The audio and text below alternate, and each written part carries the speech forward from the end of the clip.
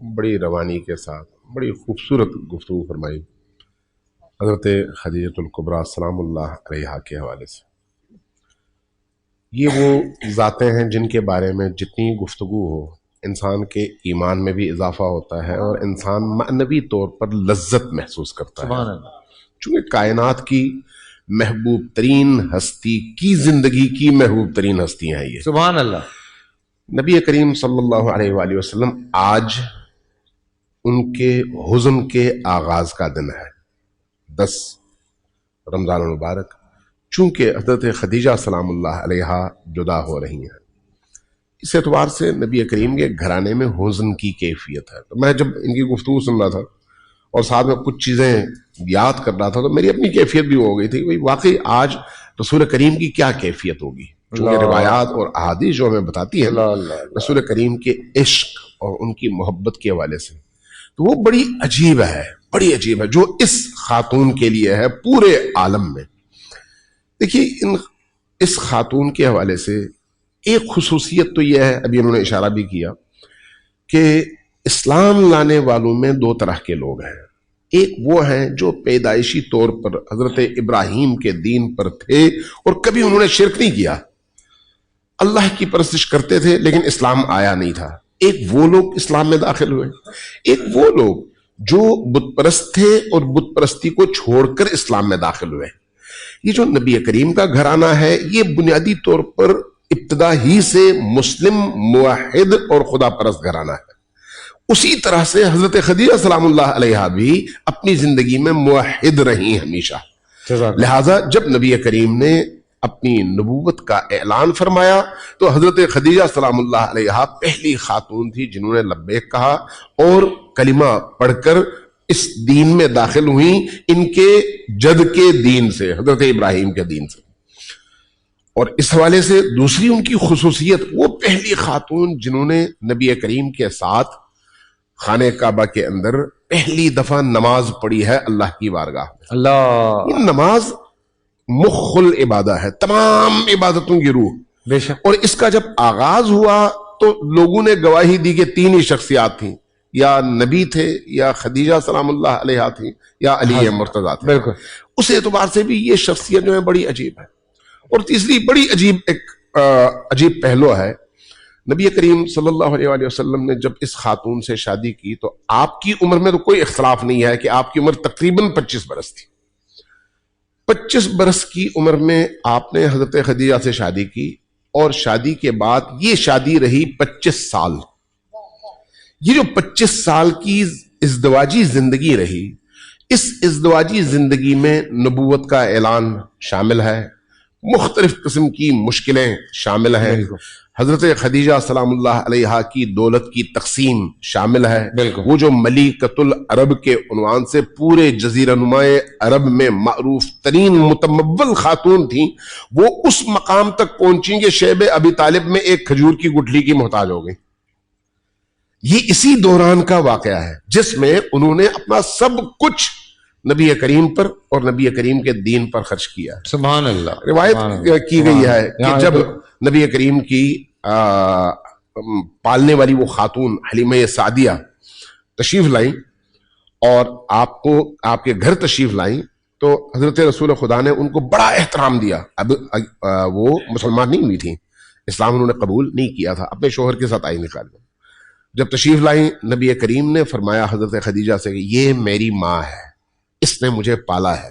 اور وہاں پر جس والہانہ اور محبت بھرے انداز میں آپ نے اپنی عقیدت کا اظہار کیا اس مشرکہ ماں سے جو ابھی مسلمان نہیں ہوئی, حضرت خدیجہ سلام اللہ علیہا نے یہ منظر دیکھا, بڑی متاثر ہوئی. اب اس کے بعد مہمانداری کے بعد نبی کریم نے پوچھا حضرت حلیمہ سعدیہ سے کہ تمہارے قبیلے کی کیا صورتحال ہے. جواب میں فرمایا کہ وہاں پر قحط سالی ہے, بھوک ہے اور لوگ پس رہے ہیں, مشکلات میں ہیں.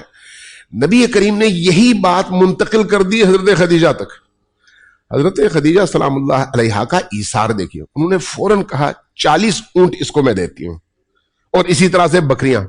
اب یہ مشرکہ خاتون ہے لیکن حضرت خدیجہ سلام اللہ علیہا نے اپنی اس ازدواجی زندگی میں صرف اپنے آپ کو نہیں بلکہ اپنے سے متعلق ہر چیز کو نبی کریم پر قربان کیا ہے. سبحان اللہ. اور یہ جو 25 سال کی شادی ہے، 25 سال کی، ان 25 سالوں میں آپ دیکھیے نبی کریم نے کوئی اور شادی نہیں کی.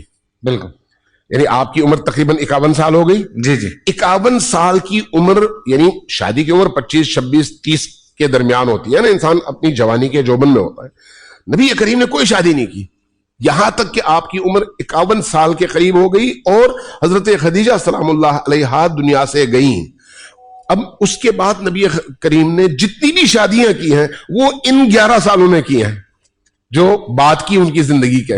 اس سے پتہ چلتا ہے کہ حضرت خدیجہ سلام اللہ علیہا نبی کریم کی زندگی میں کیا حیثیت رکھتی تھی. سبحان اللہ. کہ ان کی موجودگی میں انہوں نے کسی شادی کا نہیں سوچا اور صرف اکتفا کیا حضرت خدیجہ پر، اور حضرت خدیجہ نے بھی ایک صالح ترین بیوی ہونے کا جو حق تھا وہ ادا کیا. اس لیے امام بخاری میں حضرت علی المرتضیٰ علیہ الصلوۃ والسلام سے یہ روایت نقل کی ہے کہ نبی کریم سے حضرت امیر المومنین نے نقل کیا کہ نبی کریم نے فرمایا کہ اس عالم میں اپنے زمانے میں حضرت مریم سب سے برتر تھی اور آج کے زمانے میں سب سے برتر حضرت خدیجہ سلام اللہ علیہا. اللہ. یہ بخاری کی روایت ہے. اور دوسری روایات بھی ہیں جس میں حضرت مریم کے علاوہ حضرت آسیہ کو اور حضرت خدیجہ کے علاوہ حضرت فاطمہ الزہرا سلام اللہ علیہا کو افضل ترین اور بہترین عورتوں میں سے قرار دیا گیا ہے. لیکن حضرت خدیجہ سلام اللہ علیہا وہ خاتون ہے. اس اعتبار سے جب ہم حضرت خدیجہ کی آخری رحلت کے ٹائم کو دیکھتے ہیں تو انسان واقعی وہاں پر تڑپ اٹھتا ہے. آپ بستر وفات پر ہیں، نبی کریم تشریف فرما ہے. سارا وہ جو اقتصادی بائیکاٹ ہوا تھا یہ اسی کے دوران ہوا تھا نا؟ جی اسی زندگی میں ہوا ہے. جی. چونکہ جب حضرت خدیجہ کا وصال ہوا ہے تو اس وصال کے موقع پر تو اب اسلام میں طاقت آ گئی تھی. جی جی. یہ تو تمام کی تمام مصیبتیں اس سے پہلے کی ہیں، تمام کی تمام مشکلات اس سے پہلے کی ہیں جو بدترین مشکلات تھیں. شیب ابی طالب 3 سال پہاڑ کی گاٹھی کے اندر، نہ گھر نہ بستر نہ کھانے کو کچھ، اور پورے کا پورا مسلمانوں کا قبیلہ شیب ابی طالب کے درمیان محصور. اب آپ اندازہ لگا رہے ہیں پتھروں کے درمیان آپ 3 سال رہے اور آپ کے پاس کھانے کو کچھ نہ ہو. بڑی مشکل سے اگر کچھ ملے تو وہ بعض اوقات یہاں تک نوبت پہنچتی کہ چوس کر اگلے مسلمان کے منہ میں ڈال دیا جاتا. اللہ اللہ اللہ. اس کیفیت میں حضرت خدیجہ بچے بھی ہیں، بوڑھے بھی ہیں، جوان بھی ہیں. خود حضرت خدیجہ سلام اللہ علیہا جو ملیکۃ العرب ہے، آپ ذرا تصور کر لیں نا کہ اس مقام سے اس مقام تک نبی کریم کی خاطر اور نبی کریم کے دین کی خاطر کتنی بڑی قربانیاں ہے، کتنی بڑی قربانیاں. اب یہ خاتون جب دنیا سے جاتی ہیں یا جا رہی ہیں تو نبی کریم کی حالت اور کیفیت دیدنی ہے. نبی کریم روتے ہیں. روتے ہوئے جب رخصت کرنے لگے ہیں تو حضرت خدیجہ الکبریٰ کے 2-3 جملے ہیں وہ واقعی انسان کو تڑپا دیتے ہیں. فرماتی ہیں یا رسول اللہ میں شرمندہ ہوں کہ میں نے زندگی میں آپ کا حق ادا نہیں کیا. رسول کریم تڑپ اٹھتے ہیں. فرماتے ہیں کہ اے خدیجہ تم نے جو کچھ تمہارے لیے ممکن تھا بہترین انداز میں تم نے کیا ہے اور تم پر کوئی گلہ نہیں ہے، تم اشرف ترین اور بہترین خاتون ہو. سبحان اللہ. اب جب یہ سنا تو کہا یا رسول اللہ میری ایک وصیت ہے. فرمایا وہ کیا ہے؟ کہا کہ میری بیٹی فاطمہ کو میرے بعد اس کا کوئی نہیں ہے، اکیلی ہے. اس کا اس طرح سے خیال رکھیں کہ کوئی اس کو اذیت نہ دے، کوئی اس کو، روایت کے الفاظ میں، کوئی اس کو تھپڑ نہ مارے، کوئی اس کو تنگ نہ کرے، بس اس کا یہ خیال رکھیں. نبی کریم نے فرمایا کہ مطمئن رہو میں پورا خیال رکھوں. اس کے بعد ایک جملہ کہا بڑا عجیب ہے. فرمایا کہ یا رسول اللہ میری ایک وصیت ہے لیکن وہ آپ سے کہتے ہوئے مجھے حیا آتی ہے، میں اپنی بیٹی سے کہنا چاہتی ہوں. نبی کریم فوراً باہر تشریف لے جاتے ہیں. حضرت فاطمہ الزہرا سلام اللہ علیہا تشریف فرما ہے. کہتی ہیں بیٹا اپنے بابا سے کہو مجھے قبر کی ہولناکیوں سے خوف آتا ہے. کون؟ ام المومنین خدیجہ الکبریٰ. مجھے قبر کی ہولناکیوں سے خوف آتا ہے، اس لیے اپنے بابا سے کہو کہ اپنی وہ ابا جس کو آپ نے جب اوڑا تو وہی نازل ہوئی، وہ ابا مجھے دیں تاکہ میرے کفن کے طور پر وہ استعمال ہو. اللہ.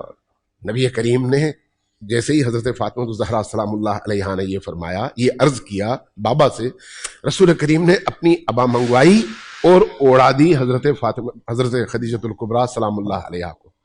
जब उन्होंने ये ओढ़ी, उसके बाद मलिकुल मौत आया, हजरत खदीजतुल कुबरा दुनिया से चली गई, लेकिन हजरत जिब्राईल तशरीफ लाए, फरमाया कि या रसूल अल्लाह, अल्लाह तबारक व तआला ने आपकी इस जोजा को इस तरह से इंतखाब फरमाया है कि इस जोजा के लिए उस आलम में कोई मुश्किल नहीं है, बल्कि इसके कफन के तौर पर अल्लाह ने जन्नत के कपड़े भेजे हैं। ये आपकी जोजा के लिए जन्नत का कफन है।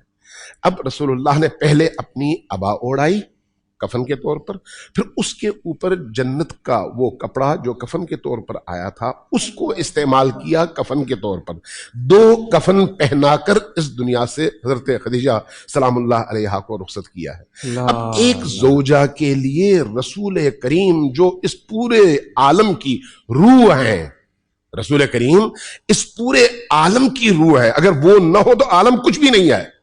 अगर आलम है तो रसूल की वजह से है, वो रूह है, आलम है। वो हस्ती इस जोजा के लिए रोते हुए कहे कि ये सारा साल मैं गम मनाऊंगा, हुज़न करूंगा, ये सारा साल मेरे लिए हुज़न का साल है। दो मुनासिबतें हैं, एक हजरत अबू तालिब और एक हजरत खदीजा, लेकिन ये सारा साल इन दो हस्तियों की वजह से नबी करीम सारा साल गम का साल और हुज़न का साल मनाते हैं। अल्लाह ये छोटी बात नहीं है, ये वो हस्तियां है। अल्लाह तबारक व तआला से दुआ है कि हमारे दिलों को उन हस्तियों की नूरानियत से मुनव्वर फरमाए। आमीन आमीन आमीन। अल्लाह अकबर अल्लाह अकबर। समय बांध दिया। ओए होए होए होए। देखें, बड़ी छोटी छोटी चीजें होती हैं, लेकिन कभी कभी जब उनको याद